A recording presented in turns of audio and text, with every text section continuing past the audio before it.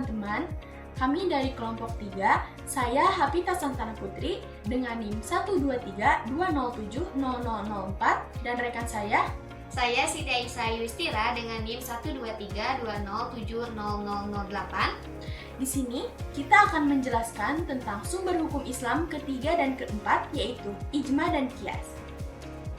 Selamat menyaksikan. Sumber hukum Islam yang ketiga yaitu ijma. Ijma secara bahasa yaitu al-azam, yang berarti bertekad bulat. Sedangkan menurut istilah, ijma merupakan kesepakatan para mujtahid umat Nabi Muhammad SAW setelah beliau wafat pada masa tertentu saat permasalahan keagamaan. Adapun tujuan dasar ijma. Tujuan dasar ijma yaitu untuk mencari suatu dalil yang dapat digunakan untuk memecahkan suatu masalah. Ada dua pendapat mengenai kapan kesepakatan ijma tersebut diberlakukan. Yang pertama ada pendapat shahih dan yang kedua ada pendapat dhaif. Pendapat shahih mengatakan bahwa ijma tersebut bisa dilakukan pada saat itu juga. Sedangkan pendapat dhaif mengatakan bahwa orang yang berijma tersebut harus sudah meninggal. Apabila orang yang berijma tersebut belum meninggal, maka dalil tersebut tidak bisa diberlakukan. Ijma ada 3 macam. Yang pertama ada ijma perbuatan atau ijma fi'li, yang kedua ada ijma ucapan atau ijma qauli, dan yang ketiga ada ijma diam atau ijma sukuti. Salah satu contoh dari ijma itu sendiri yaitu kesepakatan para mujtahid atas diharamkannya minyak babi. Baik teman-teman, selanjutnya kita akan membahas mengenai qiyas. Menurut bahasa, qiyas adalah menyamakan. Sedangkan menurut istilah adalah mempersamakan hukum suatu perkara yang tidak ada dalilnya dengan hukum yang sudah ada dalilnya karena terdapat persamaan dalam alasan atau iklab.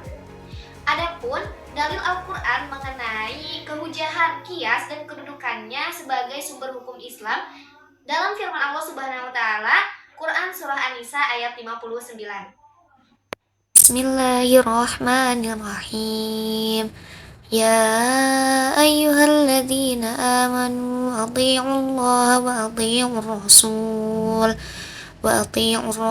wa ulil amri minkum fa in tanaza'tum fi syai'in farudduhu ilallahi war rasul in kuntum tu'minuna billahi wal yawmil akhir dzalika khairu wa ahsanu ta'wila. Yang artinya, wahai orang-orang yang beriman, taatilah Allah dan taatilah Rasul Nabi Muhammad SAW serta ulul amri, pemegang kekuasaan di antara kamu. Jika kamu berbeda pendapat tentang sesuatu, kembalikanlah kepada Allah, Al-Quran, dan Rasul sunnahnya jika kamu beriman kepada Allah dan hari akhir. Yang demikian itu lebih baik bagimu dan lebih bagus akibatnya di dunia dan di akhirat.